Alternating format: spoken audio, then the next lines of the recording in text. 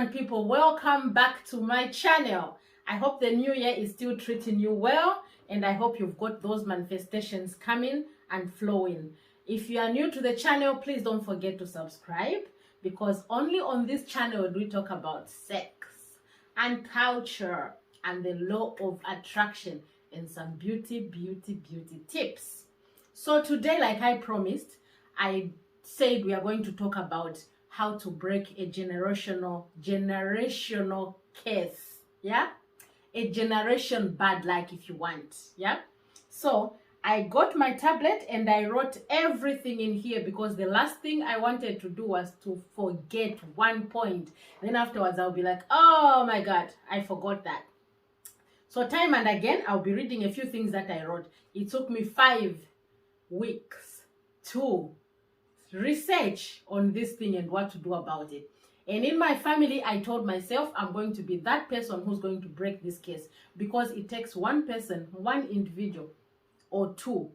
They come together and say, let's do this, and then they decide to do it, and before you know it, things start to unfold.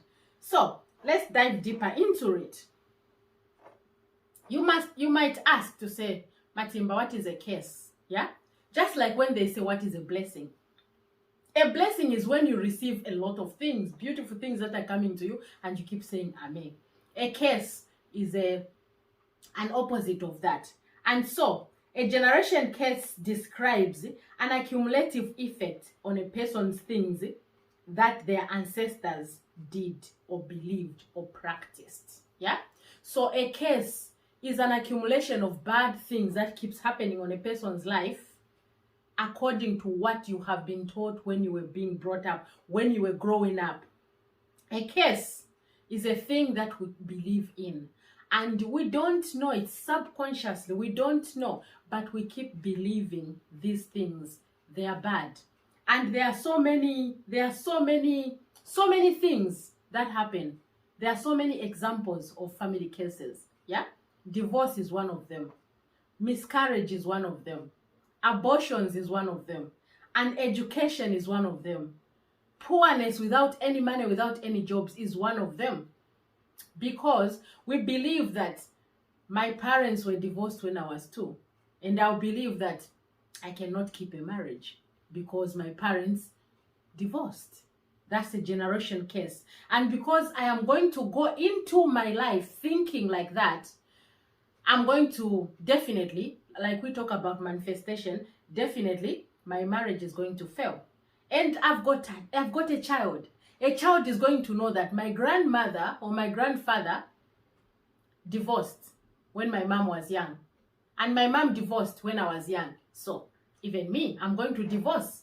I can't keep a relationship because that's how it is in my family. And she's going to carry it like that and pass it over to her children. As a result, it's a curse that goes from generation to generation to generation. The people who started it, they've already gone, they are dead. But we continue. Because we believe in it, we are going to continue that. Another example is when there's no money in the family. People are poor. They are living from hand to mouth. They don't even know. They wake up in the morning, they don't know where the food is going to come from. So the children are growing and they are seeing that surviving is hard. So even when their parents die, hustling like that, they go in the morning, they come back in the evening with just some food to eat for that night. The children are going to grow thinking, that's how it is. That's a generation curse also. Lack of finances, being poor. And then you take it up. Even if you get a job, you are going to be hustling, working your ass off. But trust me, by the end of the month, there is no money. You don't have the money. And you're going to tell your mind to say, it's okay, because my family never had money. My grandmother, my grandfather never had money. And you are going to pass that thought, that belief to your children. Those cases are the ones that go from generation to generation. And then another point that I wrote. So most of the times we are afraid to make a commitment, especially like the example that I gave you about the marriage, right? About the marriage. As a result, because my parents divorced when I was young, I divorced at some point, and my child is going to say, I am not going to be in a relationship, because after all, it happens in my family. They don't keep relationships, and we pick it up like that. Even where money is concerned, you tell yourself that we are poor where I come from, so even me is going to be the same. Even when you have an opportunity, you decline it because you are scared to get committed to handling money or to be working a good job, because you believe that in our family there's a case of in abundance, you know. So how to break a case? What do you do to break a case? What are the steps that you should do to break a case? You know yourselves. What you need to do then, you need to start this thing called genogram exercise. You have to know what exactly your belief is. You have to do this exercise. This exercise is the one that took me a lot of time. You have to be there. You have to be emotionally and spiritually in the present moment when you're going to start this genogram exercise, right? So the thing that you need to start first, if you know, you have recognized that, okay, we are in my family, we have a generation case. What do we do? What do I do to break it? Because I told you from the start, it only takes one person to say, I'm going to break this case. I'm going to break it. So what do? You start by drawing a family tree. You start by sitting down with yourself. I told you have to be emotionally, spiritually, and you have to be there. Switch off your phone, get a book, and sit down. Most of the times, do that early in the morning. Or do it when you are all by yourself at home. Sit down, start drawing a family tree. You can start, you put yourself at the bottom, and then you start mom this side, dad this side. And then you start climbing up. You've got grandmothers and grandfathers on both sides. Then you've got you've got grandmothers this side, you've got great grandmothers. Then you've got, some of us, we only knew grandmothers. I never knew my great grandmother or grandfather. So you end there if you didn't know. If your parents are still there, you are lucky. You can ask them to say, who is the mother and father to my grandmother? Those are your great, you know. So you have to track back your tree. When you track it, you have to know that, okay, so how was my great-grandmother and great-grandmother living? You find out. And then, did they struggle to become pregnant? You find out.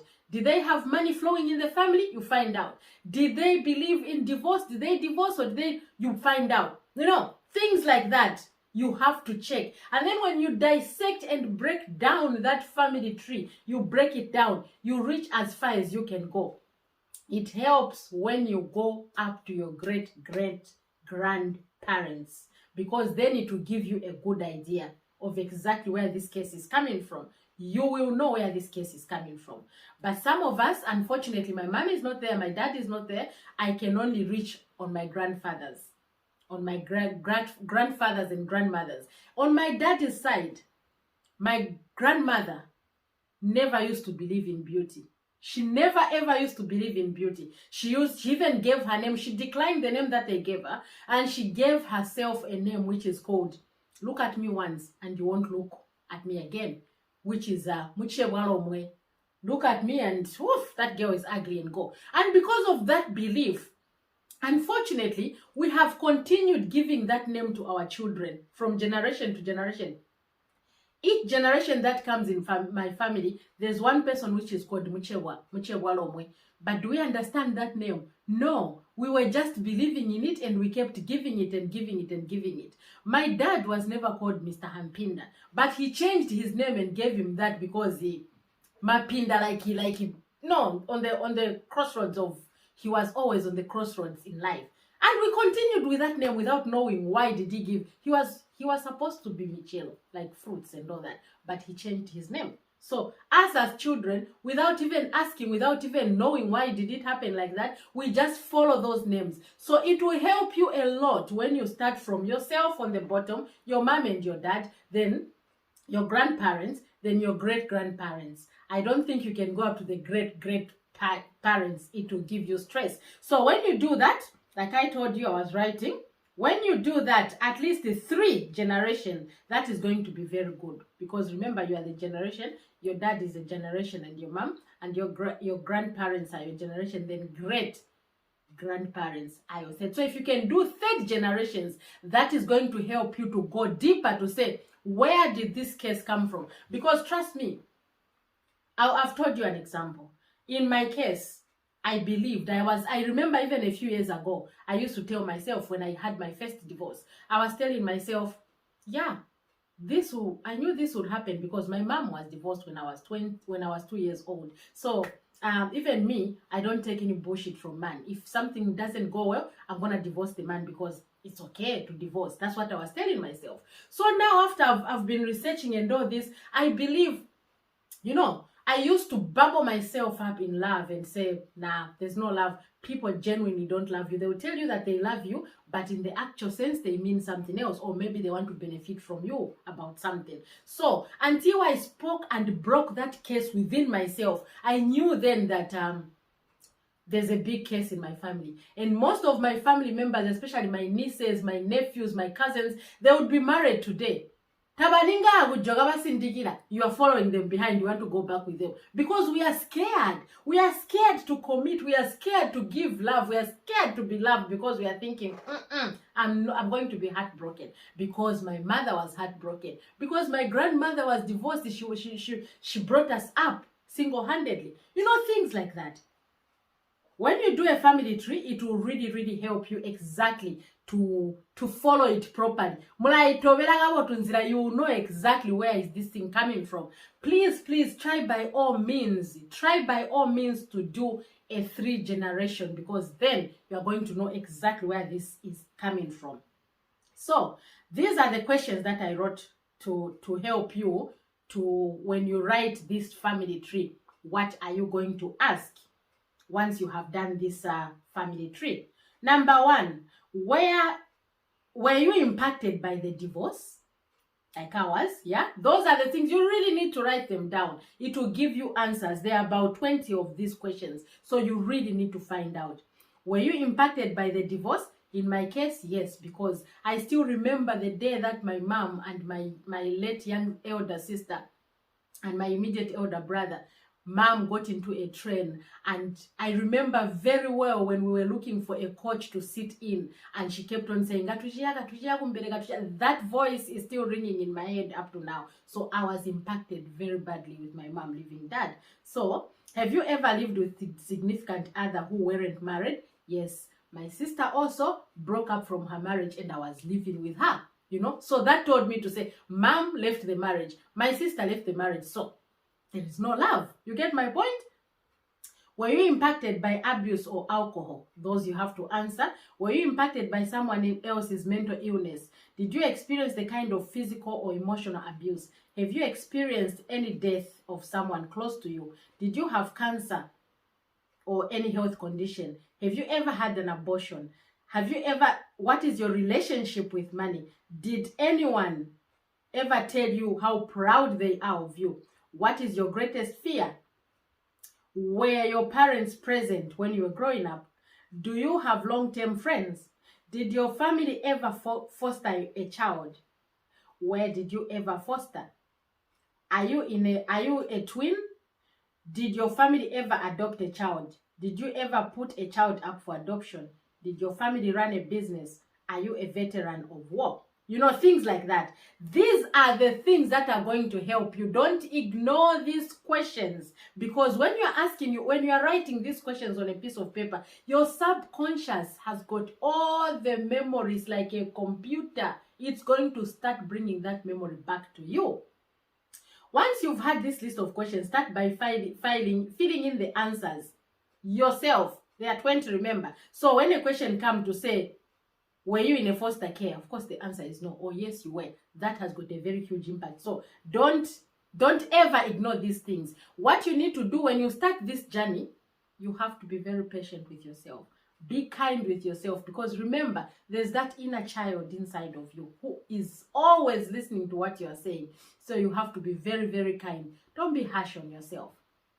It took me a lot of time to believe that actually there are people who would love you out there genuinely. They would love you. I used to be scared of love.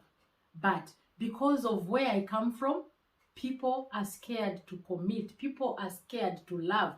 And then, if you've got a bad relationship with money because growing up was so hard financially, your parents were struggling, your grandparents were struggling. Even when you have money, you are trying to make it. Maybe you've got a business, right? Maybe you're trying to grow a business. Your mind will be shut there. Once you start, your mind will be there talking to you all the time. Where do you think you're going to go in this business of yours?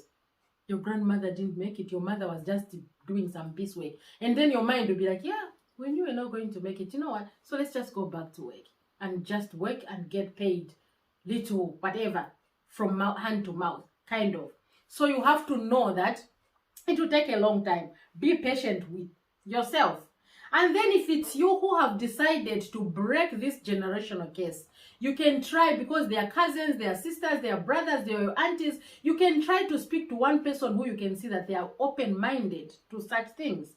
Some of the people don't believe in such. Unfortunately, these things do happen. Generation curse is there and it's real. It's the beliefs that we bury in our minds as we are growing up. So they keep resurfacing and we keep passing them on. So talk to somebody in your family. Maybe your brother, maybe your sister, maybe your cousin. You know what I was thinking? Let's start this. And then you're going to say, okay, so what do we do? What do we do? The two of you or the three of you are going to come up together to say, let's work on breaking this generation curse as a family. It doesn't matter whether you are from my father's side or from my mother's side, but let's try to break this curse. Because, generational curse is bad. It's real. It's there. You will pass it on forever and ever and ever. It will keep going. While you die, you continue. You are going to leave children. They are going to continue with that. So you have to be on it. Talk to your family members. See how you are going to agree. Yeah? Then by that, you are going to start a healthy journey.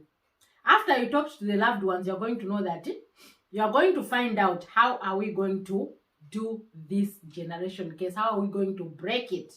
Reflect. You have to start by reflecting on existing generation cases in your life. How do you manifest? How do you manifest it in your life? How did you bring it about? Because remember, on this channel we talk about manifestation. Whatever you are scared in your mind, whatever you believe in, you are going to manifest it into reality. So what is it that is your case in your family? Which one is it? Is it money? Is it marriage? Is it abortions? Is it miscarriages? Is it family falling apart? Like there are families who can't talk to each other. There are families who fall out on small things and they stop talking to each other. That's the case also. And you're going to keep saying, yeah, after all, my grandmother was not talking to her relatives for a very long time. And you carry on like that because your mind tells you it's okay. If your family member upsets you, it's okay to stop talking to them, because after all, even our grandfathers were not talking to each other. But it's wrong. We can choose friends, but we don't choose family. We've chosen family from the time when we came. We reincarnated into this form of the body. We chose to say, I want that one and that one and that one to be my family. So we can fall out as much as you can, but you should make sure that when you fall out, break that case, sit down, talk about it, so that even your children can see that you sit down and talk about things, then you move forward. Yeah? So when you do that, you have to make sure that you write the things down. When you have written that family tree, let me start again. So when you've written that family tree, you ask those 20 questions to yourself, and then you now say, okay, I need to be patient with myself. I need to find 1 or 2 or 3 or 4 or 5 or 10 members of my family who we are going to sit down and say, it keeps going from this time to this time. Yes, what do we do? Let's do A, B, C, D. And then from there, you have to make sure that since you are the 3 of you or the 10 of you who have decided to say, yes, we want to break this generation case, even if it's you alone, you've got the power to break this, because remember, every family member of yours, they've got the DNA that you've got. So what you need to do is you need to start organizing family meetups, maybe once a year, maybe twice a year, Choose the time that, maybe Easter break, maybe Christmas time, or maybe somebody who's older in your family, the birthday, something like that. You start saying, we are going to start meeting.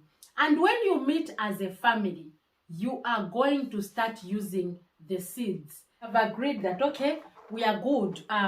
Let's try to break this case. Let's break it and see what we can do as a family. When you arrange my family meetings, like once a year or twice a year, when you meet together, you need to get into the habit of using methy seeds. I've posted the picture there. You can see what they are. These are like spices. These are spices which you can get anywhere in a shop, especially in Indian shops or any supermarket. You can get them. If you are in England, you can get them in any supermarket, Tesco, Asda, or anywhere. These methy seeds. When you get these methy seeds, as you meet as a family, you have to make sure that everything that you cook in that house on that day that you're going to meet as a family, you put this spice in it, in the food. And then, when you know that tomorrow you are going to meet as a family, you who's leading the case breaking, you have to get these methy seeds and soak them in a jug. If there are going to be a lot of people, soak them in a big jug. And then everybody who's entering the house, who's coming there, must be drinking from the water of that methy seeds. And then you speak what you want, what generation case you are breaking as a family. These methy seeds water works wonders. Yeah. Ponya, as you are going, you need to do that. This is really, really serious. So these methy seeds, after you've eaten the food, you've talked or you've spoken, and you have identified what your case is. In my family, I would say mostly it's relationships that yapen habantu. A person is scared to commit because of what our ancestors did. They never stayed together. So it is continuing with us. So when you are drinking these methy seeds and when you've put this spice into every food that you are eating, when you are eating earlier, as you are having this family dinner, be very, very silent. Very silent. Let everybody's chewing be heard by everyone on the table. Remember, even the ancestors then, they are with you then. After you finished eating, before you start eating, you can even give a prayer and just say, we are calling upon you right now. We are breaking this case that you left with us. As we are going into another generation, we want our new generation to just be happy and be married and have money and stop this abortion and, speak whatever case you have in your family. Then sit around the table and see on the floor. Don't eat on the table when you are breaking the case. When you start eating, be quiet and start visualizing your family being very, very happy. Remember, you are eating together with these methy seeds that you have put in your food. And then afterwards, when you are all done, bless the food, say your gratitude, and then put that food away. Then start discussing what is the way forward, what do we do, and blah, blah, blah, all those things. Then, agunka, make sure again you drink into that water. And do that like maybe twice. If people have refused, have that ceremony alone. Do it alone. I've told you before. They've got DNAs of you. So definitely that is going to happen. So make sure you try to break this generation case on your own. It's not difficult. It's not hard. Because your family are going to tap into that vibration. And you will just see that things are unfolding nicely. One thing you need to do, which is very important, is you need to start from 3 generations, and that's when you will know where did we go wrong and start it changes. Everything just changes, right? So Mabel, I have dedicated myself. I'm going to be that person who is going to break what is happening in my family. When a person gets married, just stay, be comfortable, and just know that this is my soulmate. We are getting old together. But we go in these homes thinking, my God, this one is going to get the bags and is going to go just like my sister did. Things like that. Drop that. Drop that. Get married or marry and just know the intention to get old with that person that you have chosen as your soulmate. These are generation case which goes on and on and on, and we believe in them. Money-wise, if you have started a business or you are working and then by the end of the month, you don't have money in your pocket, in your bank, and you're like, what is this? And you keep working from January to December, and you just feel like this is no way of do that. Write I almost said the Christmas tree. Write a family tree and then see where your family were lacking financially. Where did you pick up that? Where did you pick up that of not having money? So break that and just say, money, there's abundance of money all over in this world. Why am I having this? Let's try to see where did it start from. And do the same ceremony that I did. And you know, if you find that the cases are on both of your families, you can still do both ceremonies in both families. Remember, you belong to dad and mom. So you can do those cases from both families. It's very easy. You can meet up the other year, once a year with a mom's side, and you can meet up on that side the other time. Yeah, it's very easy. So thank you very much. I hope that was very helpful. If you like this video, please do not forget to subscribe for more videos like this, because on this channel we only talk about sex, culture, and the law of attraction, and we are going deeper this year to Sovani. We are diving deeper. Thank you for my new subscribers. You are welcome. And if you bumped into this video by accident, remember there is no coincidence on universe. There's a reason why this video has come to you. Please give it a thumbs up and remember to subscribe so that you can be notified when I make new videos. Thank you, my vibrant people. I love you from the bottom of my heart. Thank you.